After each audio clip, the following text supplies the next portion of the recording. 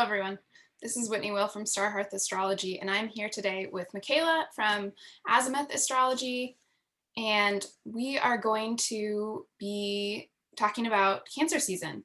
So this is the first time I've had a guest on to do one of my forecast episodes, so I feel very honored to have a native Cancer moon here with me today to talk about the moon season.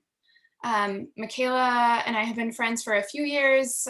We met on Instagram, where we both do a lot of astrology writing. And you can find her work. I'll link all of the details to it in the description for this episode. So we are just going to get into it. I think a great way to kind of hear Michaela's really unique and depth voice is if you don't mind talking to us for a little bit about the Cancer archetype and kind of the tone of the month that we're coming into. Sure, yeah. Also, thank you for having me. This is my first time ever doing a video for astrology. I tend to just hide behind my writing. Let's see. So the moon's in Scorpio when we first go into Cancer, which I like to look at the moon just when ingress has happened, because it kind of gives like a sense of maybe what kind of mood might be swinging in with. So Scorpio feels like it might be a little intense, and there is kind of some intense stuff going on, but not necessarily all in a bad way. There's some pretty exciting transits, actually, a lot of trines. Pretty much right off the bat, we have Mercury, Jupiter, and Neptune are all stationing. Jupiter and Neptune are retrograde, and Mercury is stationing direct. And that is to say, they're retrograde or stations aren't. They're sort of a longer period. They aren't just like one day, the way that astrologers usually kind of write about them, as you know.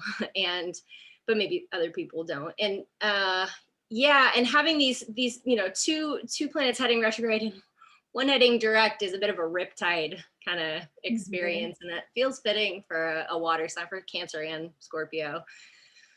In terms of big themes going on, there's still a Saturn-Uranus square. It's rather tight. I don't think there's any exact hits this during Cancer season, but it's about a 1 degree difference, and that's a big one. And then another one I like to just kind of keep in the back of my mind is that Neptune is sextile Pluto pretty closely, and so anytime something is aspecting Neptune or Pluto, it's aspecting the other.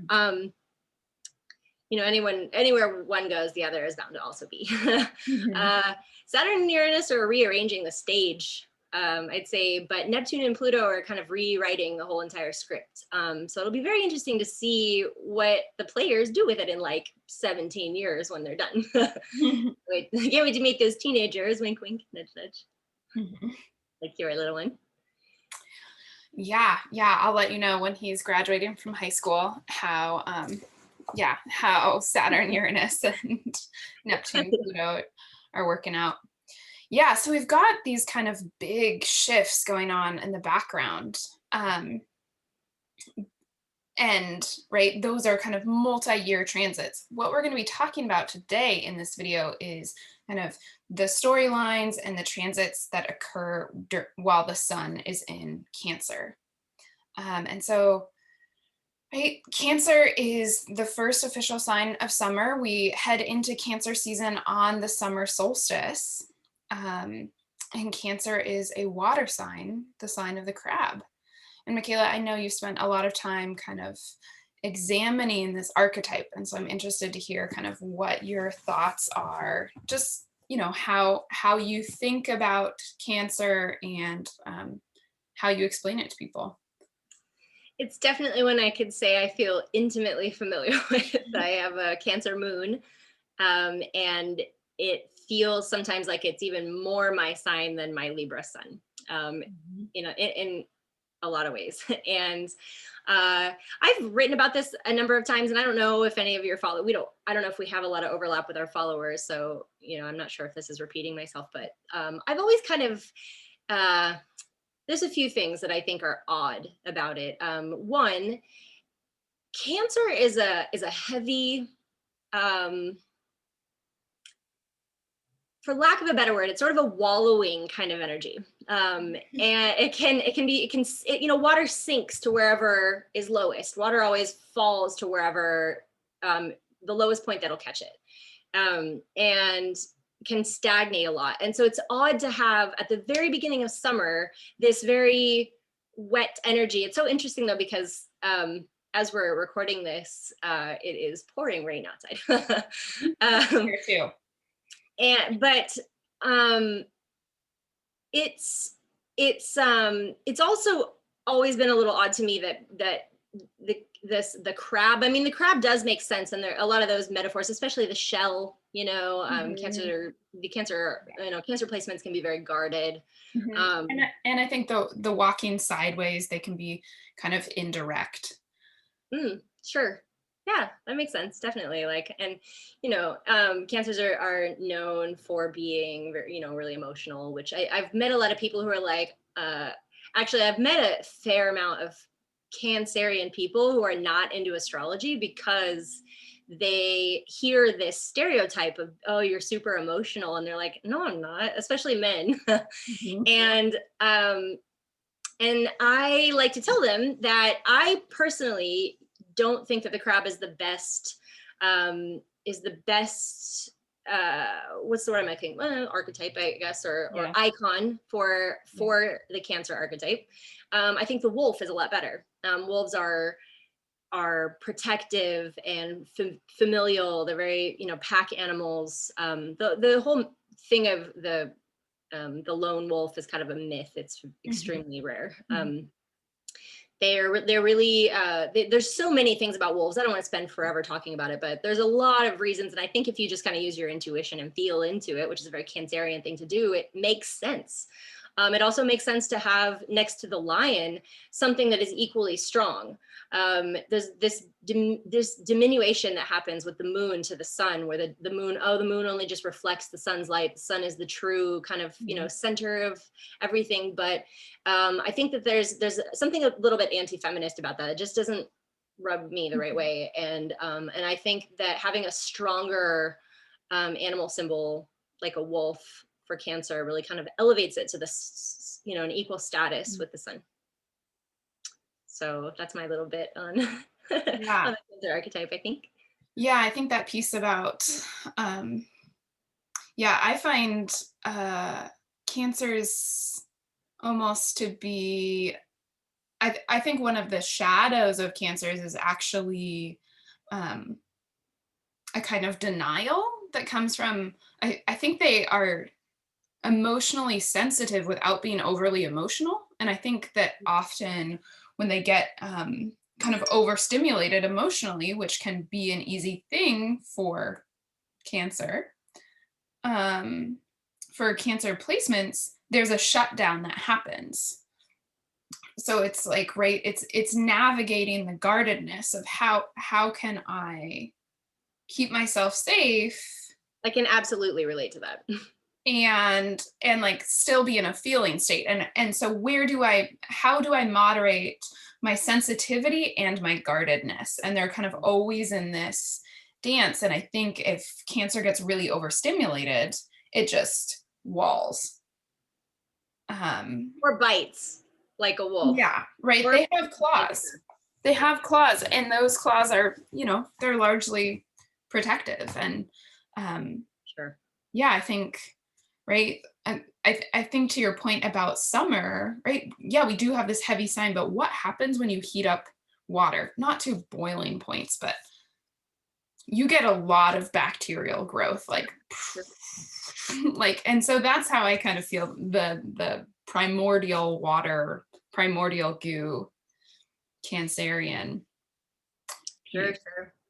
Yeah, that's a great way to look at it. Yeah. And there's one is in it. That's an interesting segue into the other thing I was going to say about Cancer season.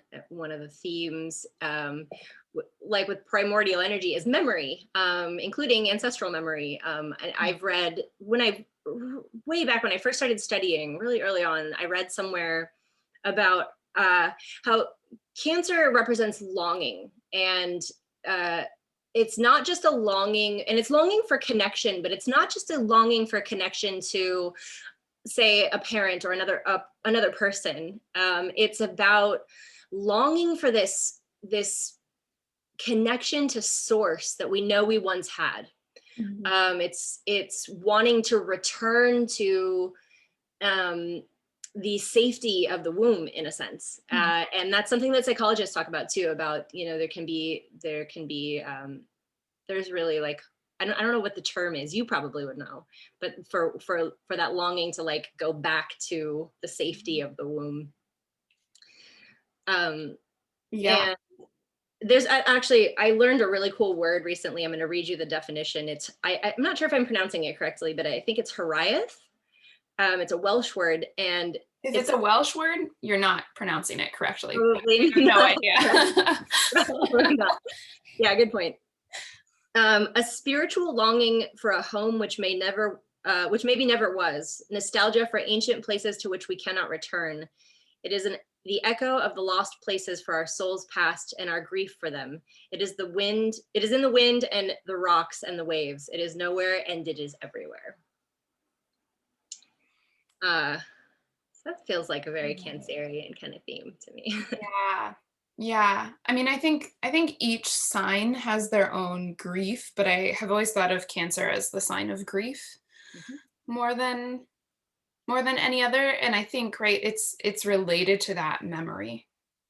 Yeah, Um, yeah. I feel like I have a really deep capacity for grief. It's something, I'm a crybaby. I'll admit it. I'll be the first to admit it all day long.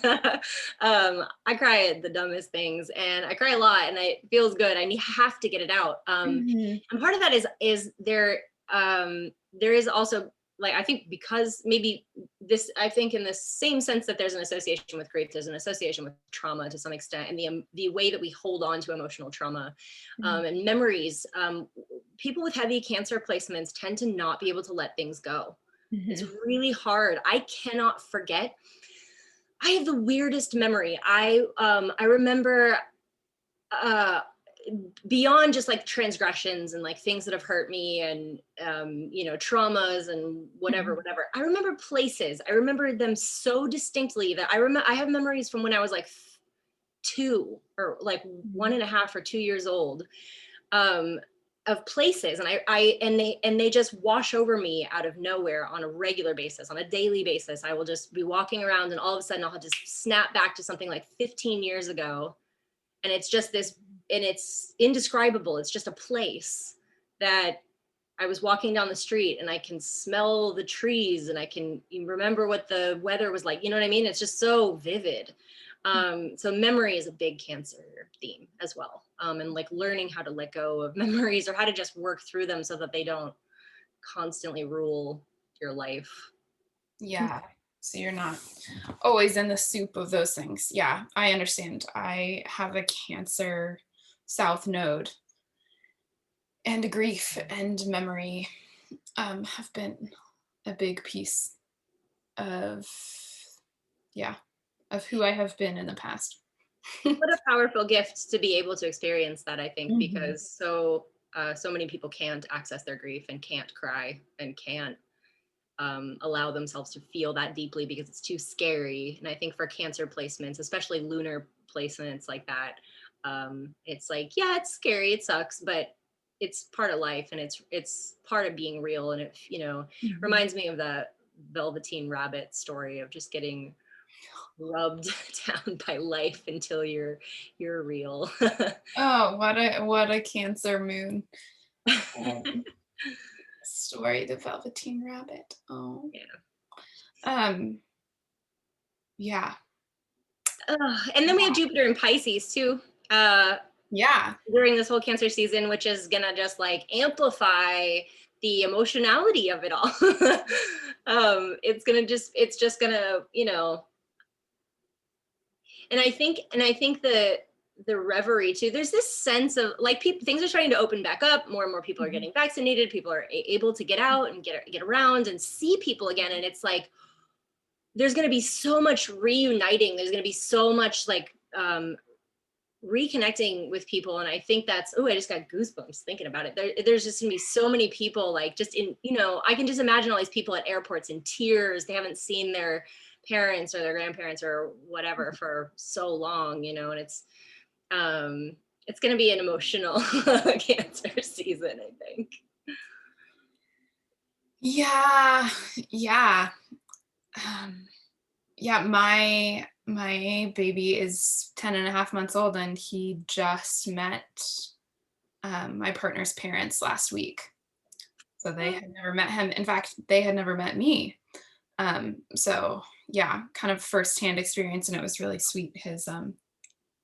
They were actually driving down the street right as we were getting home from a walk, and his dad stopped the car in the middle of the street to like get out to look at my son, and then realized he had stopped the car in the middle of the street and then had to go back and pull over. So yeah, I think you're right. And so maybe let's get into the transits. So we'll talk about them one by one.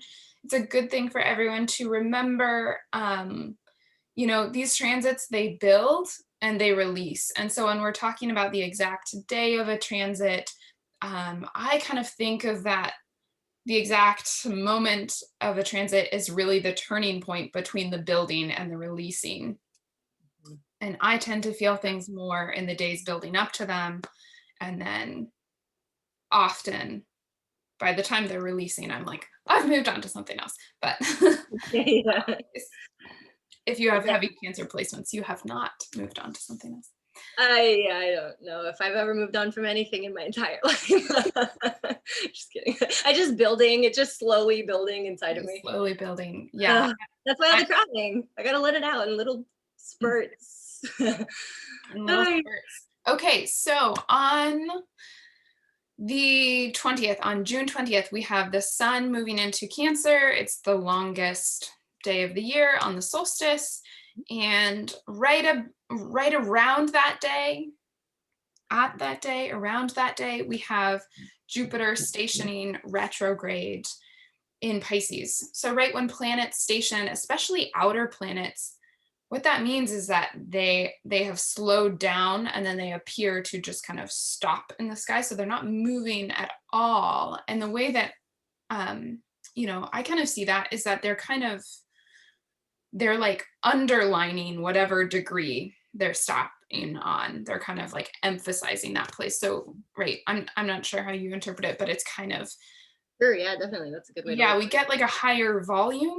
And so sometimes, right, we've had Jupiter went into Pisces in mid-May, and I think that's been a pretty obvious transit for people that know about it. I've certainly felt it in obvious ways. But if you haven't, sometimes the station can really bring those things up. And so it's stationing, it's just dipped its toes in, it's just past 2 degrees of Pisces, and it stations as the sun moves into Cancer. Yeah. I would just add that stations also, like transits, and I mean stations are transits, but slightly different. And they they last sometimes a really long time. It actually depends on, usually they're calculated by speed, which is not something that everybody can do. We use computers for that, but they can last for anywhere from hours to days. So that's something to keep in mind too, is or even weeks. I think Neptune is technically stationing at that 10th of the degree that it's at for 11 days.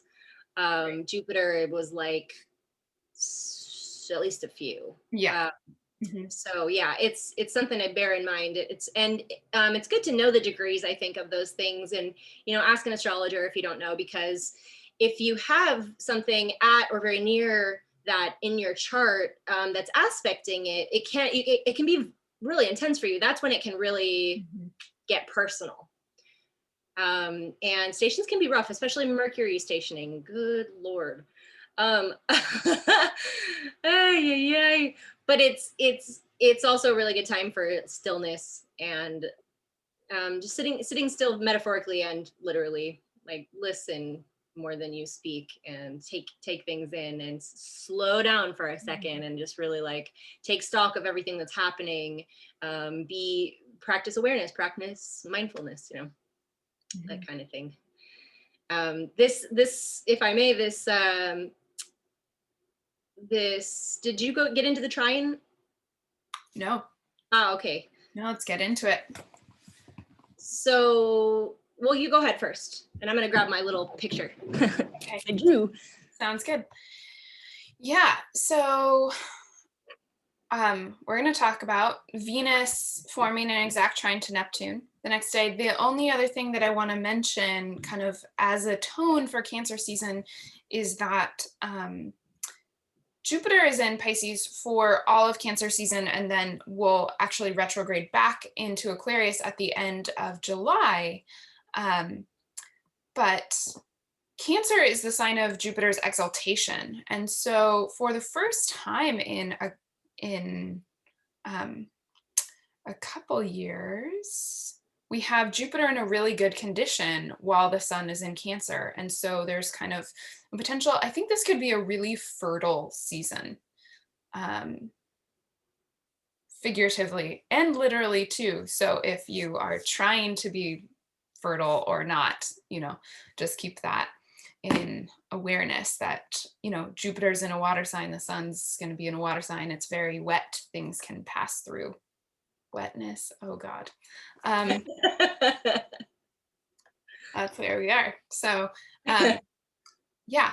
Still Gemini season. Let's make as many inappropriate jokes as possible, actually. Right. For sure. So the day after the solstice on June 21st, Venus comes into an exact trine to Neptune. Yeah. And there's actually a point at which on the 21st that the moon also aspects both of them, making something called a grand trine. And I drew it just in case nobody knows what that is, or anybody doesn't know what it is. It's this the green lines. Can you see it okay? Yeah, just drop it. Yeah, perfect. Okay. And it's, so you can see Neptune, Venus down here, and the moon up here. It's a relatively brief transit, but it's an amazing opportunity for creativity, for creative output. But it's one thing that's really important to remember with trines, even grand trines, or maybe especially grand trines, because they can be they're considered kind of like closed circuits. So you sort of need a point of entry. Is you have to actually put in the effort. You're not going to just have some miraculous, you're not going to wake up and be like, I've had an epiphany. You're going to wake up like you do every day, and you're going to like make an effort to, if you are a creative type, if you get pleasure out of that, and this is, I work with creatives a fair bit. It's something that you have to put some effort into, but it's there. The potential is available. And there's also in this, tell me again if the drawing is in the right place here. Yeah, it's good. Okay. So we also have some assistance from Pluto in Capricorn and Vesta in Virgo that are, they're making what's those yellow lines. Kites. Yeah, the yellow lines are, the pattern is called a kite. And that is, that's actually the point of entry that you need. That's specifically what that refers to. And both of those planets are really great for focus. And all of these aspects are really positive. They're really helpful aspects for this sort of thing. So around this time, right at the start of Cancer season, is a really wonderful time to dive into creative projects, basically. Yeah, we've got all of that fertility of, all that water signs. So then, right, I mean, Cancer season, the first week of Cancer season, I was looking through it and I was just like, oh my gosh, like every single day. So it's kind of, but not bad things. It's not like, oh, you're getting waterboarded, Cancer stuff, right? It's like, okay, we've got Jupiter stationing. That's really cool. We've got this Venus trine to Neptune, very creative. And so then the next day we have Mercury coming into a station. So Mercury has been retrograde since the end of May, and will be stationing to turn around and go forward again on the 22nd. And that feels to me like, right, okay, so we've got all this creative potential, and finally we have the word weaver, the waymaker, the pathfinder is like, okay, here's what we can do. There's almost like Mercury has wandered back through the forest and been collecting things and different kinds of mushrooms and berries in his little basket. And now, I mean, especially with all those squares to Neptune, and is going to pause and decide to try and find the main road again. Yeah, head back out. Yeah. Get me out of here. Things are getting weird. Right? I mean, I feel like something's following me. Yeah, Mercury's retrograde in Gemini has been, man, so frenetic. And then I think the squares to Neptune just like brought in the fog. So we're kind of like in this like, the sense that I've been getting from talking to people about it and my own experiences is that we all kind of know that we don't have enough information, and that actually no amount of pursuing that information will give us the complete information. Which is really important to remember in this whole, like, you know, there's a lot of misinformation out there. There's a lot of just craziness around coronavirus or COVID-19 and you know, a lot of people buying into some really unfortunate things, and and there's just, yeah, this has been going on, but I think it's been highlighted quite a lot recently with people, and hopefully in the way that you just said, which is like people realizing, yeah, maybe, you know, maybe I should be more aware of what I don't know and kind of remain in the questions versus, you know, the answers. There's also during this station, during the one we're talking about right now, Mercury is also squaring Vesta, and I just mentioned Vesta a moment ago in regards to the transit the day before. So maybe I should explain a little bit. Yeah, talk to Vesta, because I usually don't bring the feminine asteroids into these forecasts because it's just like, yeah, they on one hand they really fill out, I like to say, like, basically they balance out the sausage party that is the usual planetary canon by bringing a lot more like feminine kind of concepts and things into play. But yeah, they do definitely. I have Mercury in Virgo, so when I see things, I almost, it's impossible for me not to see the entire picture, like everything. And I have the South Node in Sagittarius, so between the two of those, it's a lot of information. But they're so know-it-all energy too. Oh, I always think of Virgo and Sag as like the know-it-all signs. Yeah. I can't say I've never been accused of that. And I'm like an interminable nerd too. It's bad. It's really bad. This morning I woke up thinking, like, I was looking at the ephemeris this morning before I did anything else, before I had coffee, anything, like right when I woke up. Yeah. Virgo is relentless, and so is Sag. You know, interesting, actually, Vesta kind of can be too. Vesta is the part of us that is willing, that is so invested in something that we're willing to sacrifice everything else to focus on just that. And it is not the kind of like self-sacrifice of, it's not martyrdom necessarily. I think maybe in the case of certain things, like if you're like a social worker, maybe it is, you know, that type of thing. But whatever your passion is, it's like everything else is irrelevant. It doesn't matter. You just put it all down because this is the thing you must do right now. And honestly, Vesta is probably my favorite of the bunch. She's fascinating. She's not well known in mythology. There's not a whole lot of information. But the historical associations that she does have are incredibly fascinating and rich. And I could talk about her all day if you let me, but I know I can't. But so yeah, so she is, you said, yeah, What does she have to do with Mercury's station? She's Mercury is squaring Vesta. Oh, okay. And do you want me to give like a few Vesta themes or just kind of roll with the transit? Yeah. Enter Vesta into the transit. Okay. So this honestly is probably this I feel like this because it's a square could make Mercury's fuckery like even worse. It's going to be even harder to focus. Vesta is also opposite Neptune. So this T square that's happening between them the whole time. I actually drew that too in case nobody knows what a T square is. Speaking of Venus, can you see it? Nice. Look at all of your fun drawings. Yeah, so a T-square happens when you've got two planets opposite each other and then they both square a third, and it creates this kind of crisis. Yeah, and so Mercury is getting a square from Vesta and Neptune at this point while it's stationing, and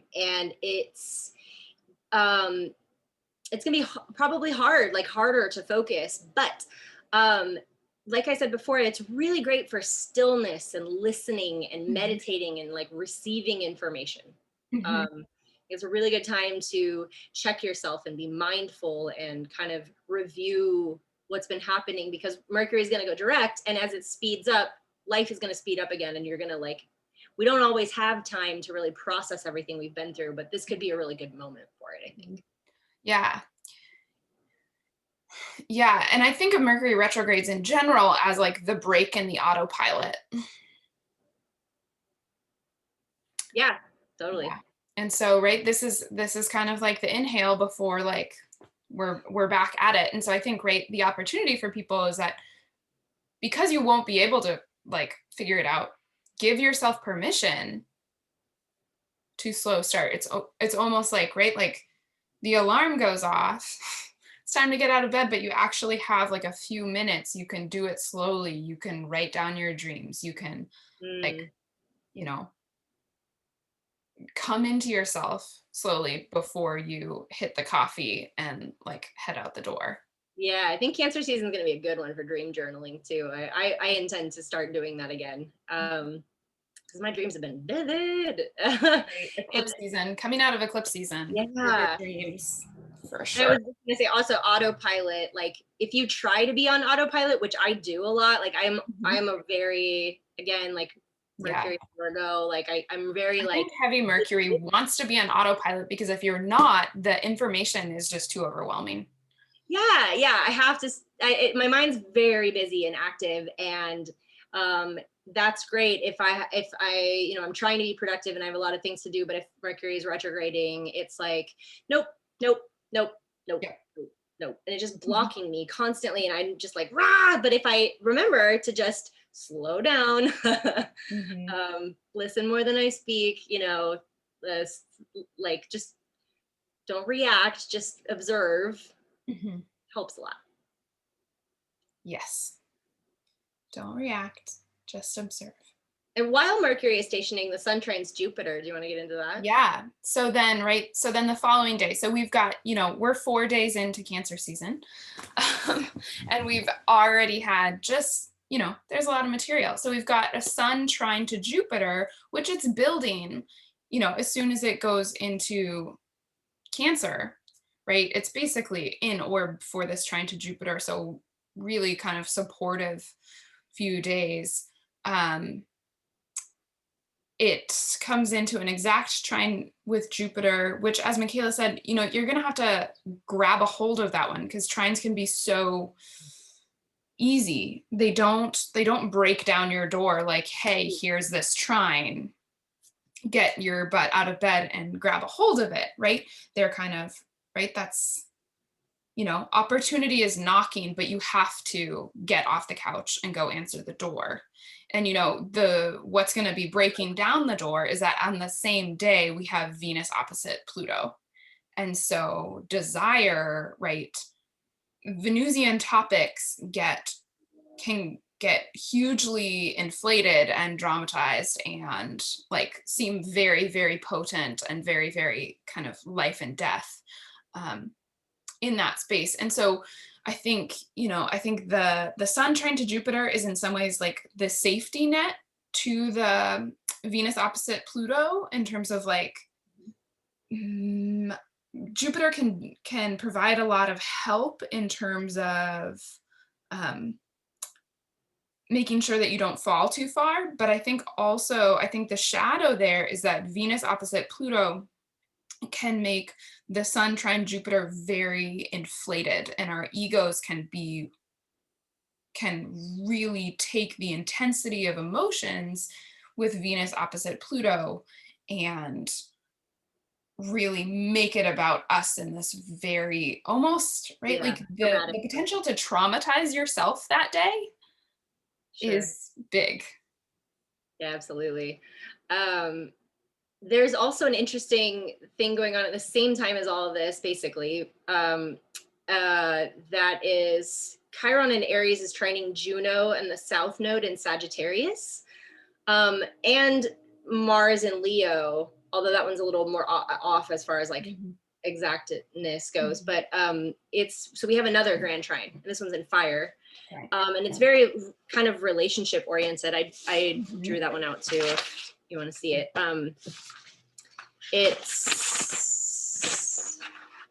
It's got Chiron, Juno, and then Venus and Mars. You see it okay? Mhm. In the grand trine there, that triangle, and then you've got yet another kite thing going on here, and this one's Saturn. Yeah, Um, Mercury. yeah, and this one's in Mercury, and I feel like a big part of this is going to be communicating about boundaries. With Venus Pluto, I always instantly think like, oh, relationship shit's going to come up. You know, it's like it's going Mhm. to be like something's going to get dug up, or somebody's feelings are going to come to light, or you Power know, struggles. yep, Right. sure, and or yeah, or just conversations about powerlessness. And so with Mercury and Saturn there, forming those kites again to those aspects to the grand trine, and being those sort of points of entry into to working with that one. Um, it's I don't feel that this one the other grand trine I was saying is really, it's a great creative opportunity. This one is going to be more of a moment to really and this is, mind you, happening pretty much all at the same time. It's going to be a moment to really kind of process the things you have going on in your relationships, perhaps the patterns that you're stuck in that need to get kind of pulled loose a little bit and looked at. Pluto is really good at like digging this stuff out, and Mercury and Saturn are going to be like basically encouraging us to really discuss our boundaries around all of this stuff, to be boundaried about what we share and what we allow. Yeah, and I think really leaning into the Mercury and Saturn, because Mercury and Saturn are in air signs, and so they have the potential to be one verbal, but two a little bit more objective. Whereas especially Venus in Cancer opposite Pluto in Capricorn, you know, that can be a really, really intense emotional experience where we kind of lose our orientation. And so leaning into the Mercurial and the Saturnian um, as a way of doing some reality checks on, past trauma that can get triggered in Yeah, those power dynamics. and owning that when it comes up, right? Like one of the things that my partner and I practice a lot is like, if one of us um is really reactive or hurts the other one in some way, we try to kind of talk it out, bring it back to like, what is this, where is this actually coming from, what Mhm. has happened to me in the past, where is the wounding, like Right. what have I not dealt with that needs to be dealt with Right. now. Yeah. Is this from the past? And so, right, in Cancer season and engagement in that memory, we can also, that stuff can come up. Um, yeah, and hopefully Jupiter can be supportive of the wounded places in that place. But Saturn and Mercury can also set the boundaries on kind of how much that is allowed to try and control the present moment. And Yeah. then, right, I mean, all of this is happening, and I think this is It's potentially so big because we are the day before the full moon. So we've got all of this happening right at the full moon, which is the emotional peak. And then you guys, I promise not all of Cancer season is like, and then this day, and then the day after that, and then the day after that. I mean, it's really kind of, there's a lot of emotional stories building, but I think, sometimes when we see that, they're complicated and they're painful. I think this is really, with so much water, we can process things and it doesn't have to be so verbal. And it's not like there's a car crash every other day in the astrology. It's like, it's a little bit more like you're on a rafting trip and you have to like go around things, but the current is carrying you. And there is a flow to Cancer season that I think we've been more in like the Gemini scroll. Totally. Oh, I love those analogies. I actually, yeah, when I was looking at this, I was like, oh wow, there's a ton of trines and sextiles. Things are going to be, I mean, yeah, there's a lot going on, sure. And last season there was so much that we didn't even get around to this. But it's not like last season. There's no eclipses, thank God. That was rough. I think for a lot of people, I was getting messages and people were, I mean, Yeah. They're tricky. And it is a lot, but it's mostly pretty good. I did want to say though, with this grand trine and with this kind of applying opposition of Mars and Saturn, like part of me doesn't even want to say it, but I almost feel, and I'm not trying to do prediction here, but with Mars in a fire sign and opposing Saturn, it almost seems like unwise not to. This combo of things, especially with when Venus is opposite Pluto, can be a little scary. This one transit is one that I would maybe like raise a flag of caution about, particularly with regards to the potential for sexual assault. That is to say, I'm not saying like you're gonna get sexually assaulted. That's ridiculous. Nobody can predict that. But that is to say, men and other warrior types, like, please be vigilant about this sort of thing. Look for it. Care for vulnerable people around you. Like if you see something, say something, ask someone if they're safe, find a safe way to ask them that. And be extra careful if you're going out, because Neptune is really closely aspecting Venus and Pluto as well. And now that so many bars and things are opening back up, alcohol fueled bad decisions are definitely more likely. And that is a prediction, especially with Jupiter still in Pisces most of the summer and Mars squaring Uranus around the corner. It's just a lot to be happening and to be not having your wits about you. Yeah. Yeah. I think, being really clear sighted, especially whenever Venus comes into contact with Pluto, because the destructive potential, with sensitive things is big. So we've got a Capricorn full moon. We're not going to talk too much about it because I do those individual videos.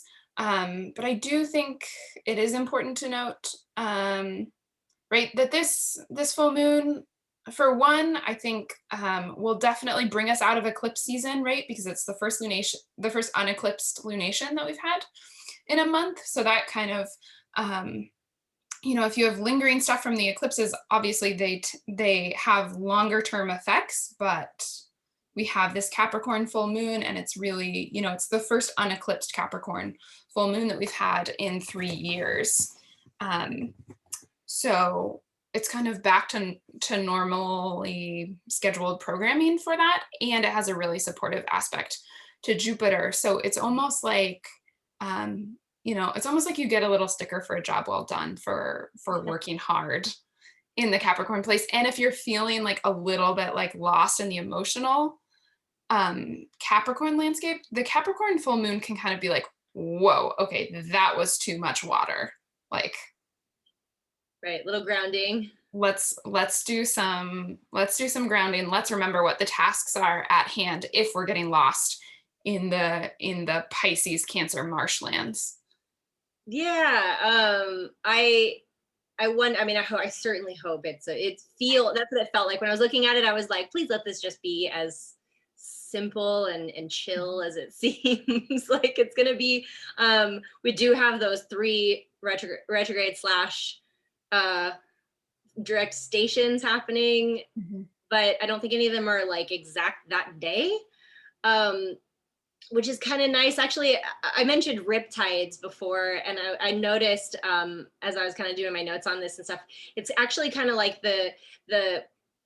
so we do have Mercury heading direct and Jupiter heading retrograde right around the full moon, and it's like the 2 riptides are kind of ebbing in opposite directions around this full moon, and it's like they're parting the waters for Venus, which is about to enter Leo a couple days later, and Neptune is also still stationing retrograde here, which evokes literal still waters, so that's interesting. Right. So that's, yeah. So remember, stations take place over a number of days, but yeah, right, basically as we have this Capricorn full moon, we have Neptune stationing retrograde. Yeah, right at 23. Yeah, and then just these lovely trine and sextile to Jupiter that's really tight too, and that just feels like cool. This is like a nice just chill food, like go have some fun. Yeah. Yeah, you talking about the waters parting and Neptune like calming the ocean makes me feel like, right, like you almost, the Capricorn full moon is like you see land out in these oceanic spaces. Land has been sighted, and at least, right, you can orient a little bit. Yeah, totally. I like that. Yeah. There's this moment of like, oh, okay, I think everything might be okay. Yeah, that's where we're going. And then the next day we have Venus into Leo. So if you guys have lost track, this is just the first 6 days of Cancer, and we have had something to talk about for every single day. And then we're going to get a few days off after this. So you've made it through, and you've made it through the episode so far. God bless you. You are patient. God bless you. Welcome to Venus and Leo. She is fun. So Michaela and I both natally have Venus and Leo. So we were just going to briefly talk about Venus and Leo. I think we have, she is a significant player in each of our charts, and I think different ways and for different reasons. So Michaela, do you want to talk about your Venus and Leo just briefly? Just kidding. Yeah. So I have actually Venus and Mars. I don't know if we've talked about this yet, but Venus and Mars, or I mentioned it in the drawing there, but they're heading toward a conjunction. Yeah. They, at this time of this full moon, I believe, are in the exact same distance that they are in my chart. I have a Venus Mars conjunction in Leo, and toward the end of Leo, and it's sextiling my ascendant. Venus is the ruler of your ascendant. And Venus is the ruler of my, yep, that's what I was gonna say, my Libra ascendant. And honestly, you'd think I'd be like a total Samantha or like a literal drag queen with an aspect like that. But and I can be, gregarious and creative and proud and self-centered and dramatic and all those things. I definitely have all of those traits at times, but I have Saturn just below my ascendant, and I have Pluto directly on my ascendant, and so they kind of tend to make any vanity that I might have, like my hair, for example. I'm kind of like vain about my hair, it's such a Leo thing. I instantly feel shame about it, and I'm like, no, I shouldn't be like that. I don't feel comfortable being on camera, especially on video like this. But it does also give me the ability to pretend that I'm comfortable when I'm not, which is nice. Yeah. Yeah, I think that's kind of it. But and all those things are somewhat applicable when Venus is in Leo. I think the Sun in Cancer and Venus in Leo, it's going to be fun because it'll lighten up some of that heaviness that Cancer can have and make us, and make it even better to just like bond and see your friends again and go out and do stuff. And Right. And I think, for all the people that have been single during the pandemic, right, this is where like things are heating up again, right? The like dating, the flirting, the like, right, Venus approaching, as you say, this conjunction with Mars. Yeah, they're both in a fire sign. It's gonna get sexy. yeah, really cute. Talk about your Venus and Leo. So I'm like you. There's a few other things going on. I have a Leo stellium. So I have a bunch of Leo in my chart, and some of it is fun, and all of it has kind of a double-edged sword. I've got Chiron, I've got Vesta, I have Mercury, I have Jupiter. So very much this kind of performer vibe, and I have Venus, but she is retrograde, and so right when Venus is retrograde, a number of things happen, but one of the things is ambivalence. And so like I have this, traditionally Venus and Leo things, like dressing up. There's a kind of pomp and circumstance to Venus and Leo, right? It's just, there's a little bit, yeah, she's proud. And honestly, I think, I have Mars in Libra, so Venus rules my Mars, and I always think of Venus is way more dangerous in my psychology than Mars because she's more proud than Mars.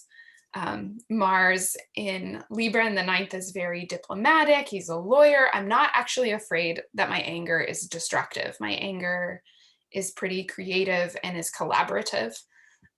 Gives me a lot of energy. Nice. Venus, on the other hand, right, if she is a wounded lioness, yeah, she's and so not only is she retrograde and kind of ambivalent about all of these things, but she, in my birth chart, she's also square to Pluto, and so hence kind of, being hyper aware of Venus Pluto contacts, because she can also definitely get into power struggles, and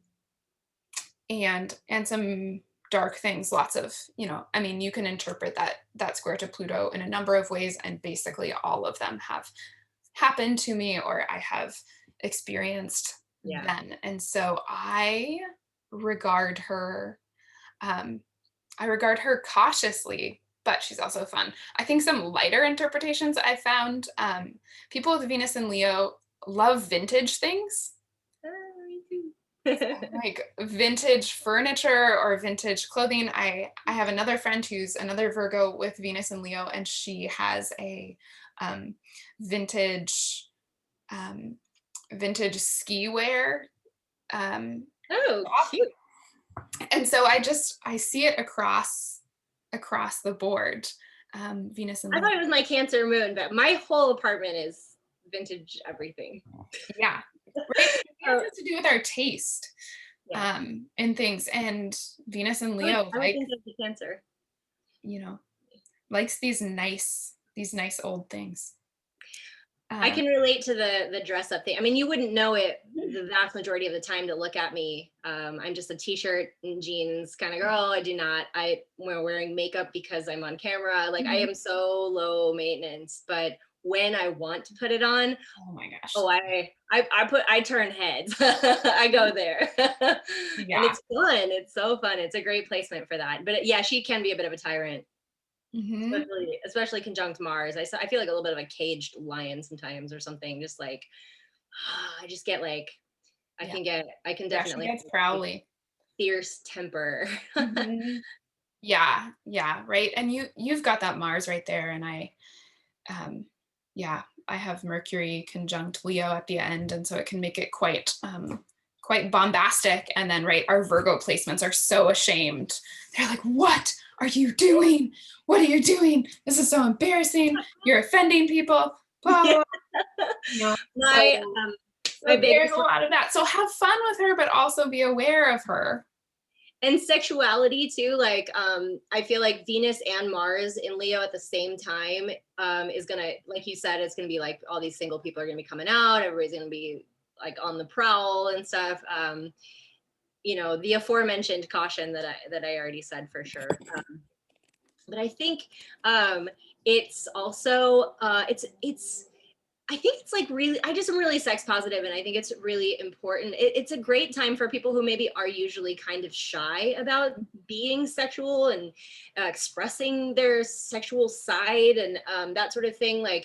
Uh, like fuck what other people think. Like, don't worry Right. so much about offending other people. Like, it's Leo. Like, let Right. yourself just let yourself And go and really express yourself. I think that's a big one. Is like the courage to just totally be you. And yeah, and I think, right, empowered Leo definitely has that. And I think, right, all of the planets as they start moving into Leo, they're all going to come into a, well, um, first an opposition to Saturn and then a square to Uranus. So I think, right, they come out on stage, then they get a little bit freaked out with Saturn in Aquarius staring them down like, who are you? Do you even deserve that? Is the wrong costume. Get out. What are you doing? And then, you love know, and then they go back to the dressing room and they square Uranus, and Uranus is like, drag makeup, like, it. Yeah. Now, let me do it over and send you back out there. So I think, right, that the hesitancy that might come from these oppositions to Saturn will then be completely ripped off when they square the new value systems that that really, Uranus is bringing in. oh my God, I love that analogy. That's the best. And so that's kind of what we run into. So we've got actually a few days where we don't have big transits going exact. But then on the first, right, as you mentioned, we have Mars and Leo opposite Saturn, and so that can kind of put a halt to some things. But I also feel like that it might be kind of nice. You know what I found, and I think I attract a lot of Saturnian people and a lot of Aquarian Capricorns because I have so much Saturn. So much Saturn. Yes, I have so much Saturn. Saturn in the first, Saturn close to my ascendant, Capricorn North Node, Aquarius rising, lots of Saturn. Um, but in my transit integration seminars, my students and I have kind of come to this place of understanding that usually when we are running into Saturn transits, what we're getting is clarifying Mm. moments, and moments where we can really prioritize what is important, or we have to prioritize what is important, which leads us to make Saturnian commitments or to, right, to lay down boundaries around what we are willing to do and what we're willing to spend our time on. So I think Mars and Leo is like, I can do everything. And then Saturn is like, okay, but you still exist in time, and right, there's a larger context, and I know you're doing this like out from this leonine place of your heart, but you are a participant in the larger Aquarian social scheme. And so, Oh yeah. make sure that it's also in line, right? Be mindful of the harm that you can do, right? The Aquarian medicine to Leo is, you know don't get too bombastic, right? Like, be authentic, but don't steamroll people because other people are just as real as you. Oh, totally. And don't make it all about you. And I think if you throw Venus in there, there's somebody somewhere along the line last year when there was a lot of hubbub about the Jupiter Saturn conjunction in Aquarius. Someone mentioned that we're moving into an era of like less self care, more community care. Mhm. You know, I think I could see Venus and Leo. I don't really have this, but I could see Venus and Leo being like a very like self care kind of like, um, you know, I don't spend a lot of time. I don't really go to spas or whatever, Right. but like, Yeah. um, but that sort of thing, it could be like a very Venus and Leo kind of expression. And yeah, Saturn is kind of like, okay, like that's cool, but attention back to where Right. where the rest of us Right. are, where you're currently standing in the midst of all of these other things happening. And yeah, so I think, right, we can also see those oppositions to Saturn and that square to Uranus. Maybe the costume change that opens up new ways of being, but can also be that reorientation back to the collective and back to how we are participating in the creation of this new world and the new social order, and Yeah. and paying attention to, um, yeah, a lot of the things that are coming into a situation of crisis and begging to kind of be redone.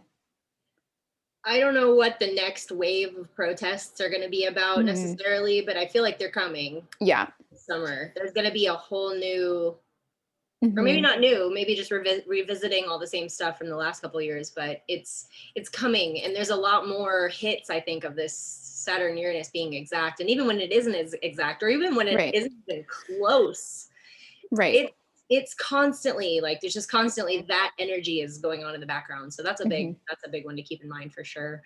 Yeah. Um, there's then there's the thing I mentioned before about the grand trine between Chiron, Juno. Juno is the goddess, if anybody doesn't know, about of marriage and one-to-one partnerships, and deals with a lot of the pathologies that come up in relationship, and like the like jealousy and lying and infidelity and fears around things, abandonment and that sort of thing. There's a lot of not only the negatives, but that's one of the big things that Juno kind of brings up. And then Chiron is going to especially kind of amplify that. We've got that trine, and then there's the Mars Venus added in, learning boundaries, asserting them, and just general relationship coming up, they're trines. It's a grand trine, so it's not all bad, but it's just stuff is going to be continually, like during this is going to be happening.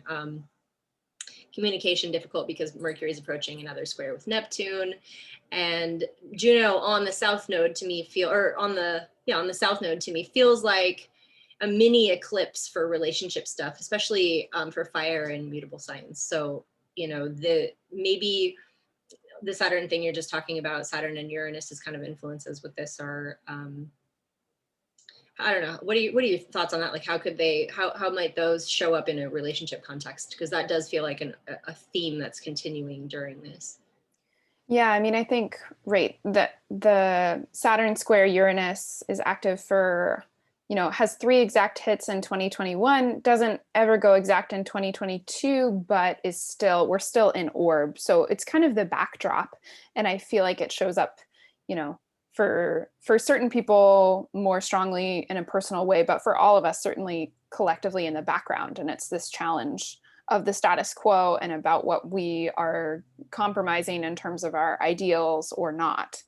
And some real tectonic shifts. And I feel like with all of that fire in the background, and especially with that trine, that grand trine with Chiron in Aries is bringing the medicine of um, of self-discovery, right?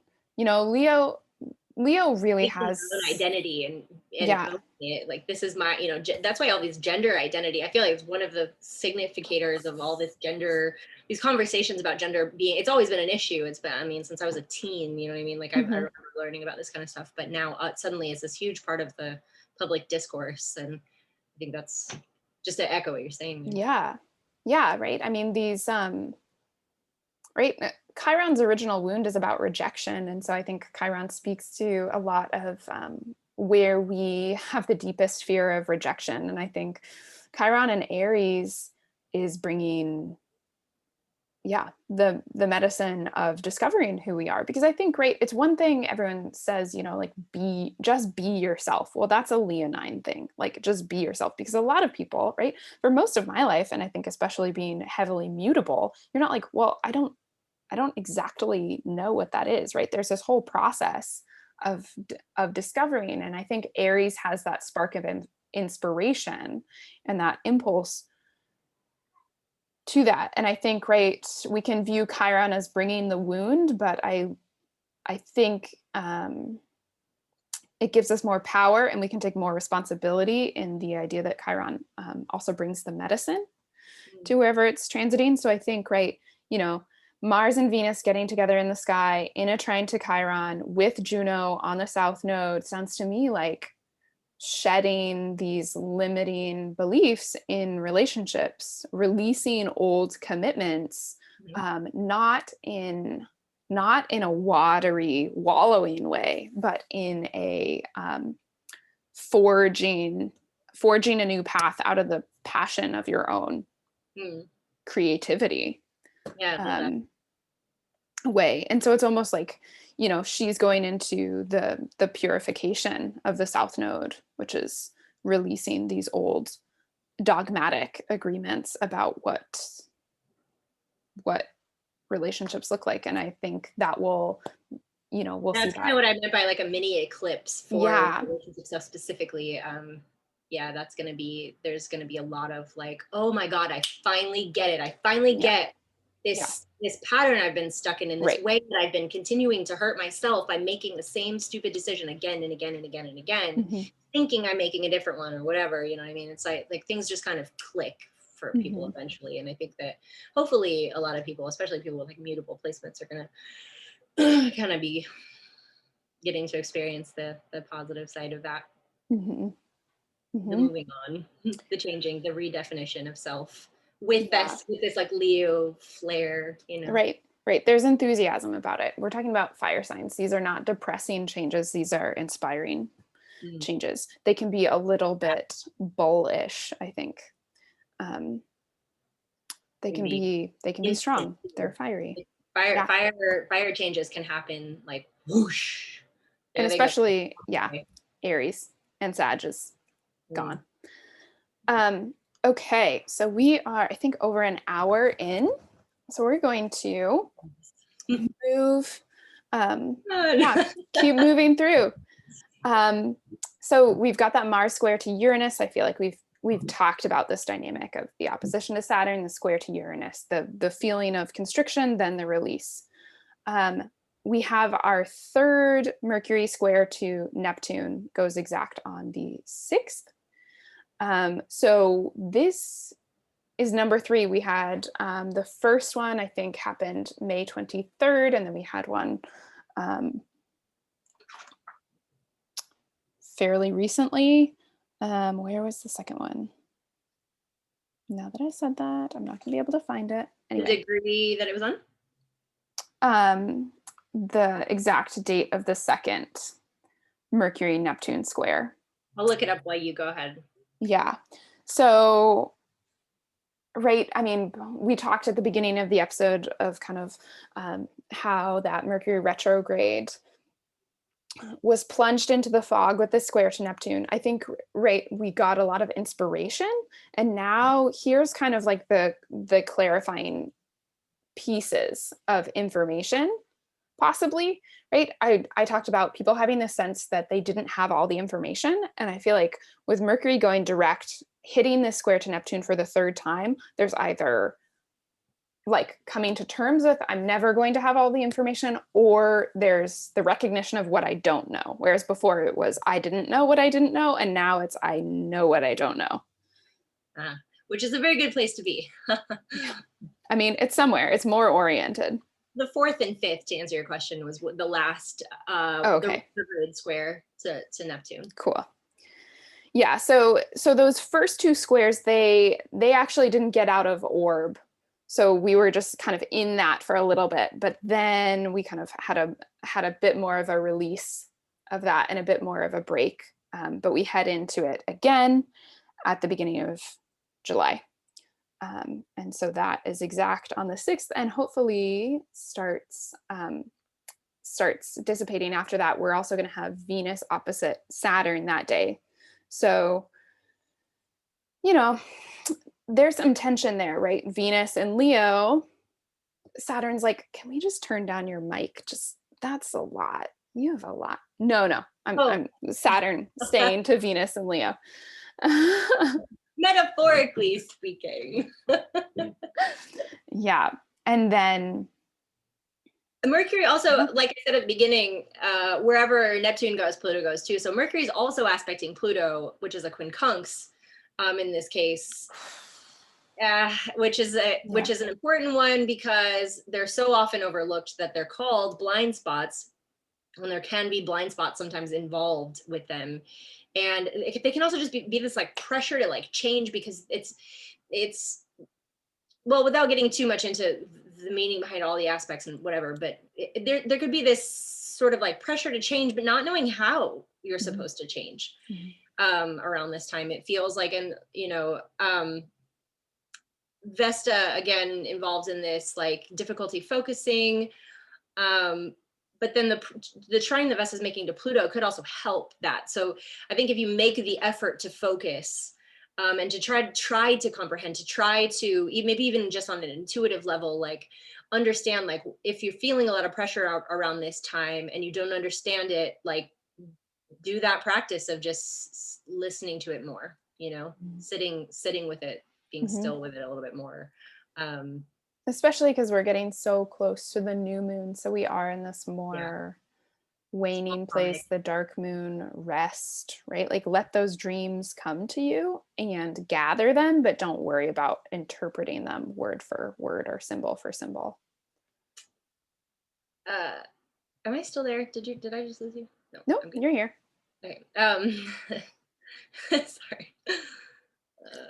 No worries. And then we have Venus square Uranus right after that. So again, right, everything, that's our big theme when planets are moving through the fixed signs. They're in this dance with Saturn and Uranus.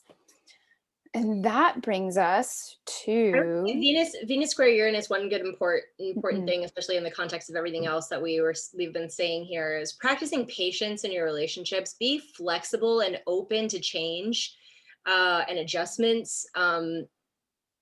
Unexpected encounters can happen, of course. That's kind of a real common one.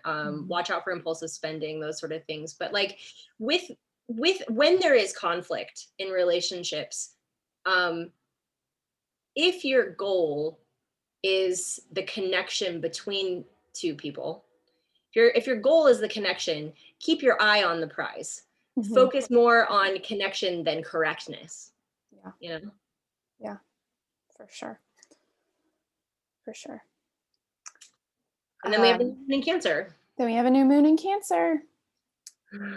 Um, yeah.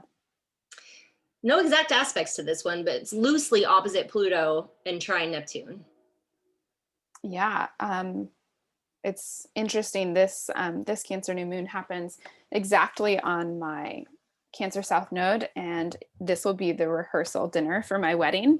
And so all of like, you know, everyone that is my Cancerian Wow. people and my new family and my new in-laws and like right there's like this new Did you intentionally plan it, expression. or it just happened? I mean, I intentionally planned to get married when Mercury was not in retrograde and when the moon was in the waxing phase of its cycle, so that it was beginning new things rather than people want to get married on the full moon because then there's like a pretty moon while you have a party, but you don't want to get married at the culmination. Like the marriage shouldn't be the culmination unless you're a Yeah. Jane Austen novel.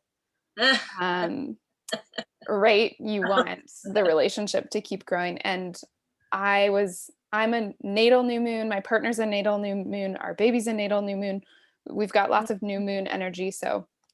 Um, so yeah, we plan to do that. And then, yeah, Mars and Venus are going to conjoin on my Venus, which, you know, right after that. So that's kind of in our wedding chart as well. That's so exciting. Yeah, Thanks. I love weddings. Weddings. Yeah, there's your Cancer moon. Oh man. Um, I'm the word. I totally cry at weddings. Um, as far as this new moon, um, gravitas, Pluto has it. You know, even in a loose opposition like this, there's the possibility for just a, and gravitas isn't necessarily negative. It doesn't mean right. it's a wedding, you know, wedding like rehearsal dinner could be gravitas in the sense that you're like, wow, I'm making a really big decision here and all of my family is here to witness it and this Right. is really happening. I'm sure everyone's going to cry during the toasts. Yeah. Right. Like I'm just thinking of like everyone sloshing wine around. Well, people are giving toast, right? And they give toasts about memory and Yeah. right, like that's Yeah. yeah. And I think that there's going to be help, like as far as the trine from Neptune, that's going to help with processing it in a creative way, in a good way, in a compassionate way, you know. Mm-hmm.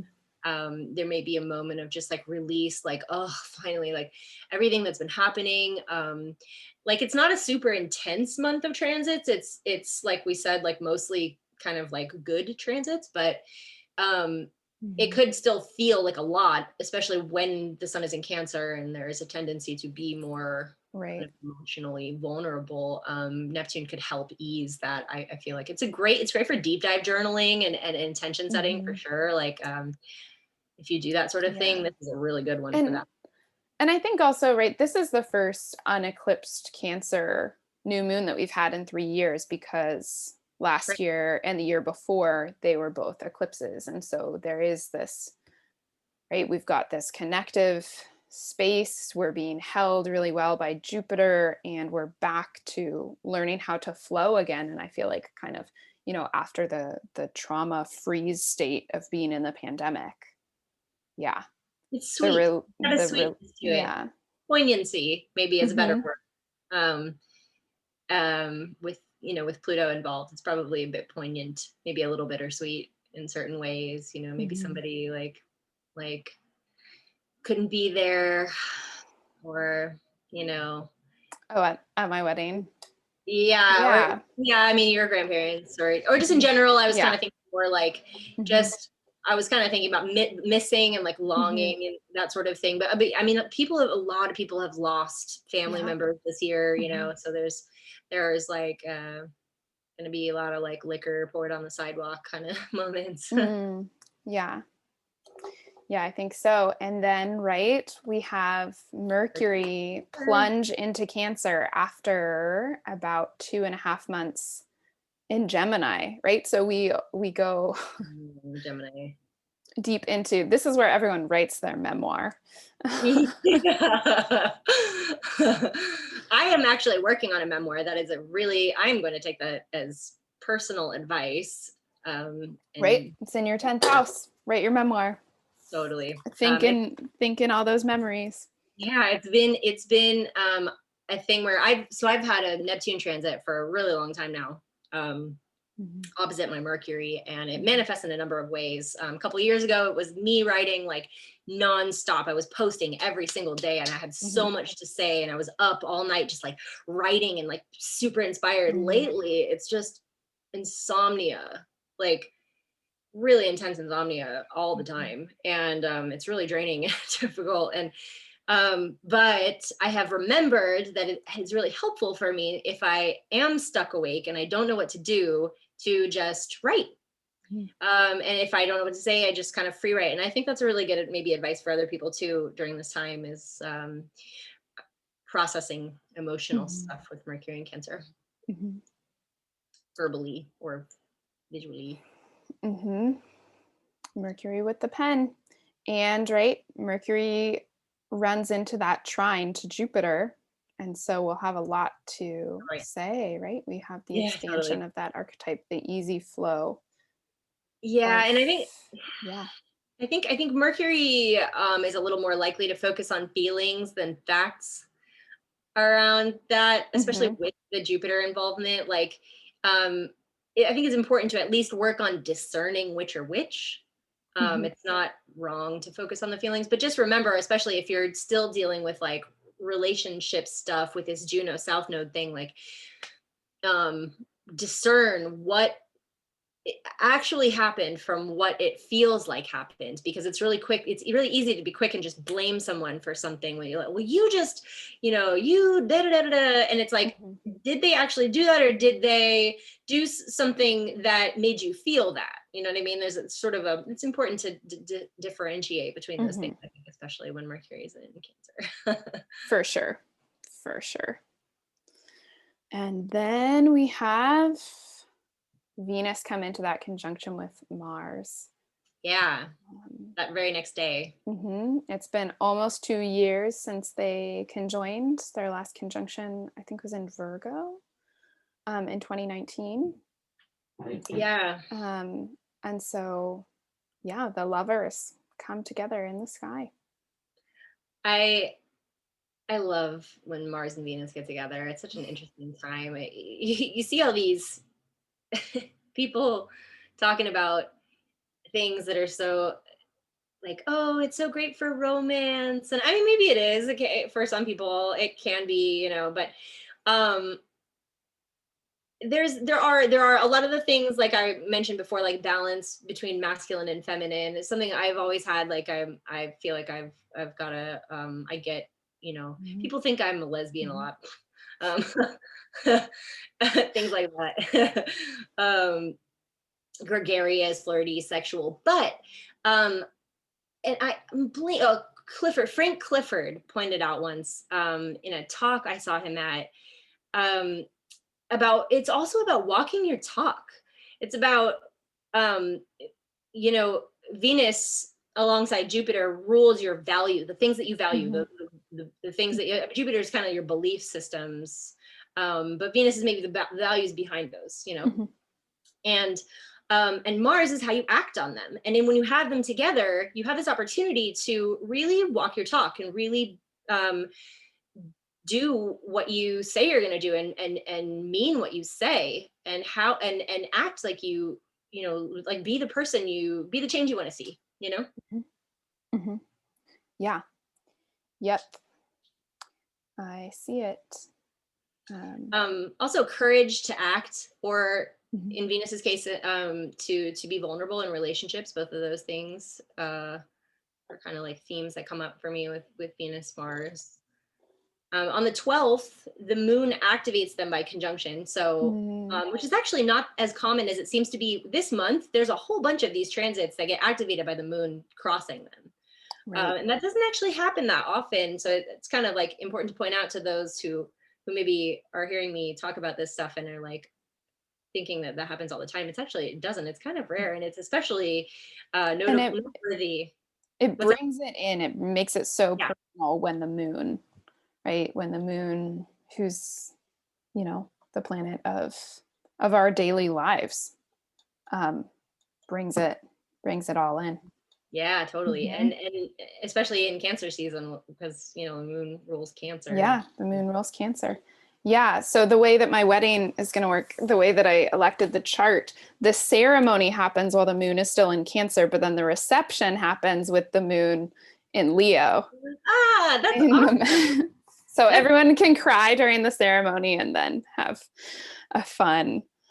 Um, also, that is so Virgo of you to do. I love well, it. I'm actually I no one asked me to choose your wedding charts. I'm not a great electional astrologer. There are other people who can do that, but this is the one that I chose for me.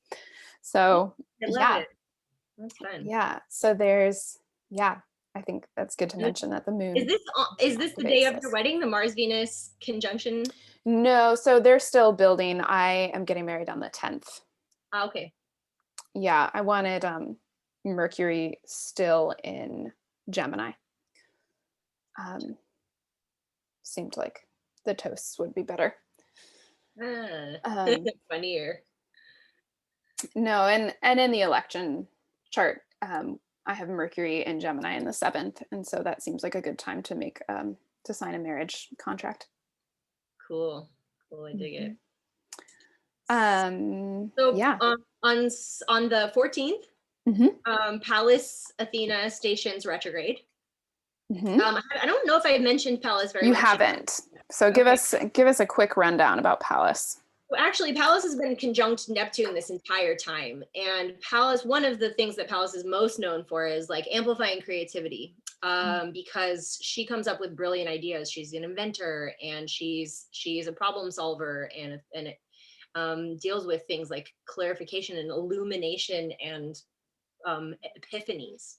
Mhm. And um, she's going to be retrograde starting the 14th until November 8th. So going, it starts right at the end of Pisces, and she's going to go almost all the way back through Pisces and then back forward again, Okay. starting in November. And so I love Pallas in Pisces. It's amazing for creativity. It's amazing for being um, sort of a compassionate warrior, like helping other people. Mm. She is a patron saint of like the disenfranchised, and Mm. helps women, and is a big activist, and in Pisces is a great sign for activists because it's just so compassionate, so feeling for other people suffering. It's a good time to revisit problems you're trying to solve, but doing so in a way befitting the archetype of Pisces, such as healing and dream work and music and other artistic. Forgiveness. Yes, absolutely. Forgiveness. Absolutely. And practicing nonviolence in the ways you communicate and resolve conflict. And this should be aided by Mercury in Cancer quite a bit, I would think. Pallas Vesta, Pallas is going to be opposite Vesta. And actually the moon, again, is illuminating this opposition the day that Pallas goes retrograde. So we have another, like, activation by the moon. Yeah, I love it. And Pallas Vesta can indicate a channeling sexual energy into artistic pursuits or studies, especially in the context of Venus, Mars, and Leo. Because there is so much sexual energy there, like it can be used for other things besides just being horny. Not that that's wrong. Go be horny, but just like use some of that for yourself, focus on your own self-satisfaction in equal measure to the kind of satisfaction you get from validation or like romantic involvement or sexual attention from somebody else. And creativity could be especially heightened here, especially with the sun trining Neptune, while Pallas heads to another conjunction with Neptune. So there's going to be this this really potent time period while the sun is kind of starting to trine and like go through the trine with Neptune. Pallas is heading toward Neptune, toward an exact conjunction, and there's just a super. I mean, that's such like a powerful creative potential moment for whoever wants to like grab the opportunity and run with it. Yeah, and you'll probably have the inspiration that pushes you along, I think, with the sun really catching that. Yeah, especially if you're being in the late degrees of water signs. Right. And then the sun trines Neptune exactly on the next day, the 15th. Yeah. And so, right, there's that inspiration. I kind of see that contact as like the divine channeling into the whatever project you're working on. But right, if it started out as a daydream, we can things get a little bit hairy a couple days later when the sun opposes Pluto. We can find ourselves in kind of a nightmare a little bit. I think Pluto, right, can flip things on their heads in a way that, I think we can find ourselves too. Yeah. Right. So we're lost in fantasy, and then all of a sudden we find out that we are, in the upside down. Yeah. This is making me think of, gosh, I'm such a child, but this is Leo too. Okay. Leo loves kids stuff. So Venus and Leo, I love kids movies. Me too. And right. Okay. Whatever. This is so on brand. It's making me think of this moment in The Lion King. Remember when they have the whole song of I just can't wait to be king, and Simba and Nala and all the animals, and they're all excited, and like Simba's lost in this fantasy. It's very sun trine Neptune of like, I'm gonna be the greatest thing. And then right as that song ends, they realize that they have accidentally ended up in the elephant graveyard in the land of the hyenas. And I feel like that's like the sun opposes Pluto. It's like, okay, so you had this kind of this fantasy ballooned and it was really beautiful, and now like you're kind of in a dangerous situation. Like, okay, how is that project? Maybe you're going to become king if you don't die right now. It's not. I can absolutely see that. If it's maybe obviously not for everybody, it's not always going to be dangerous. But Pluto's Capricorn, so it's probably also, and Saturn rules Capricorn, so it's going to be like, come back to reality. It's going to be a little bit of a slap in the face, like, oh, these last few days have been so amazing, and I completely forgot to pay my rent or my electricity bill or whatever, and all right. There's almost like the measure of how far you are from that thing. Right? Like Simba has never felt more of a baby than when like he immediately needs his dad to come rescue him. Right. And so there can be a little bit of like, a little bit of a reality check for sure. Yeah. But I think with Pluto, you have to, it's almost like the reality check goes too far in the other direction. So it's Mm. also not like as terrible as you think. Yeah, the fear Yeah. of the thing is bigger than the thing itself. Like Yeah, for sure. shadow of the mouse is much bigger than the mouse. Hmm. Okay, we are getting to the last few days. Um, And yeah. I had a couple notes here on Sun opposite Hmm. Pluto. I'm just seeing if I miss Okay. anything important. Important to air out grievances thoughtfully and remember to discern again feeling from fact in terms of relationship stuff, because Sun Pluto can bring up relationship Hmm. stuff as well. Like according to Robert Hand, actually, that was one I kind of pulled from his interpretations, and he's so prolific. Hmm. And yeah, just unearthing things in general that we didn't expect adds to need for problem solving. And again, Pluto just has gravitas, like we were just talking about, you know. Hmm. And then the next day, 7-18, Vesta goes into Libra. Um, and and then that's going on until September 20th. That's good for working with others on the types of projects that require focus and sacrifice that Vesta is kind of known for. But it's necessary to watch out for the tendency to compare yourself to others and to give up your needs entirely in like group dynamics. And this could be a really important time to focus on, again, like especially with Juno on the South Node, like healing your relationship stuff, working with this Chiron Juno trine to really just like burn up whatever isn't working and start fresh and really commit to. Vesta is all about commitments, you know, it's like really serious commitments that cause you to let go of other things, like committing to a new path, like new behavior. You know, what are you letting go of? What are you sacrificing so that you can have the thing that you want, the relationship that you want, the type of relationship you want if you're already in one, or, you know, what have you. Hmm. And then this 19th Sun trines Pallas. Um, or that is, it's already trining, but it's exact that day. Amplifying creative potential. With Mars, Venus, and Leo still in effect, I'd say at least one of the Pallas themes is probably about accessing your inner warrior. Not how you assert your dominance, but how do you use your power to protect other people? The Cancer Pisces trine, again, is really nurturing, and Pallas is a protector of women and disenfranchised people. So especially in Pisces, let's all be more like her, eh? There's also this crazy thing going on the 19th that I'm just going to show you a picture of it, and I'm not going to get into trying to describe it, but I'd be so fascinated to meet any babies that are born on this day, because holy cow, for a really brief period of time when the moon is at 27 degrees of Scorpio, there are two extremely rare, one is like more rare than the other, aspect patterns happening, all because of the moon being at this one point. One's called a grand sextile, it's the blue and the green, and one's called a grand cross, and it's the red and the yellow. Can you see the whole thing? Hmm. And that's happening in the sky. That crazy geometry is happening in the sky that day. Yeah, that's crazy.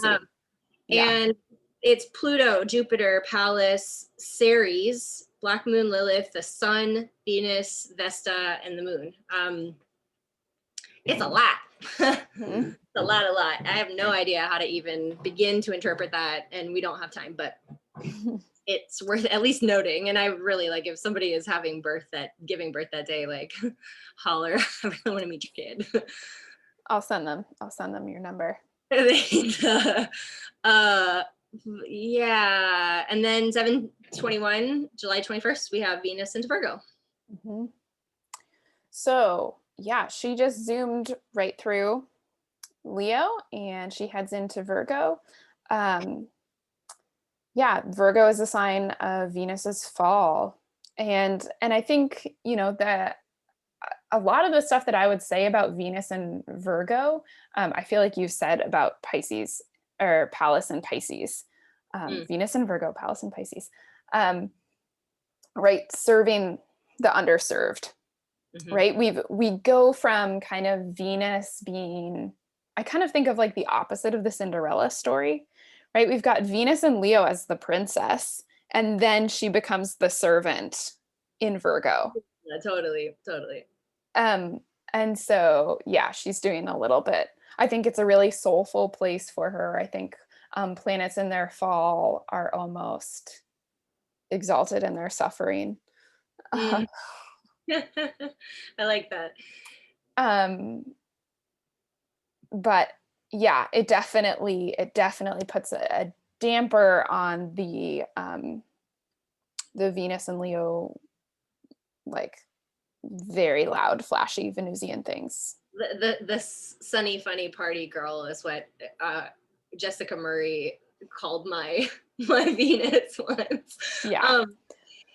Yeah, Venus and Virgo tends to be pretty serious. I had a client recently with it, and we kind of had a sort of a revelation moment about she was like, I don't really resonate with Venus in Virgo so much, like with the whole like I'm obsessed with perfection. I'm not. I actually like partners who are imperfect. And I was like, but what about you? Are you expecting perfection of yourself? Are you putting yourself on a pedestal? Or and it was like, oh, it was like ding, light bulb. Yeah. So there's that side of it too. And I think like another thing we talked about actually was like the transition from Leo into Virgo is this, like in Leo, you're like, you don't really question necessarily if there's anything wrong with you.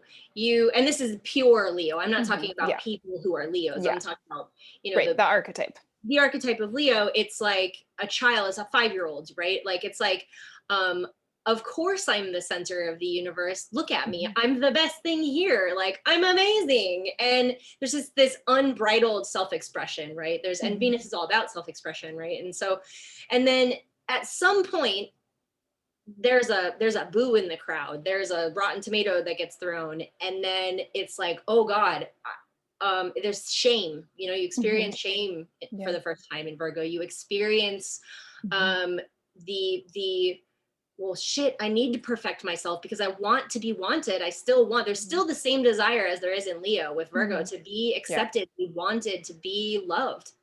And admired and adored and to be the center of attention. But with Virgo, it's like, no, don't, like, it's like, it's eschewing it's like pushing away, being like, I'm right. I talk about Virgos a lot as being obsessed with worthiness. Because it's right, like it's both this desire to be good, it still has that kind of very self-involvedness that Leo can have. But it's turned inward. Yeah, it's really, it's wanting to deserve all of the things that Leo just expects. And that's where the service thing comes from, is like, how can I be of service so that people will deem me worthy of, right. Like or in a more sincere way to be worthy, to contribute, and right, like I think, right, this gesture of hiding in Virgo, right, gives us a clue to why Venus is in traditional astrology in her fall there, because Venus wants to bring things closer, and in Virgo there is this hiding, there is this, shame pushes away the connection that we actually desire. It wants to contain its own badness so as not to affect other people. It makes me think that with the sun in Cancer, there's probably a likelihood of some depression and some loneliness, but just for a day, because then the sun goes into Leo and we're into Leo season. And then we're done with Cancer season. Yeah, definitely. And one other thing about Venus and Virgo too that I love is, like, it's really great for technical aspects of artistic expression. So like if you are working on a project and it involves something where you have to draw charts, or you have to do some graphic design, or you have to, I'm just riffing, I can't think of any other examples, I don't know if you can. That type of thing is great for Venus and Virgo. The precision and the meticulousness. And Virgos don't get bored. Virgo placements don't get bored. So yeah. So we have come to the end of Cancer season. Thank you all for joining us. Feel free to leave You're amazing. comments below. Let us know kind of what's coming alive for you, what isn't. I will link all of Michaela's social media handles so you can follow her work. And Michaela, thank you so much for joining me today to talk about Cancer season. Like and subscribe this video if you got value out of it, and feel free to share it. Thank you all so much.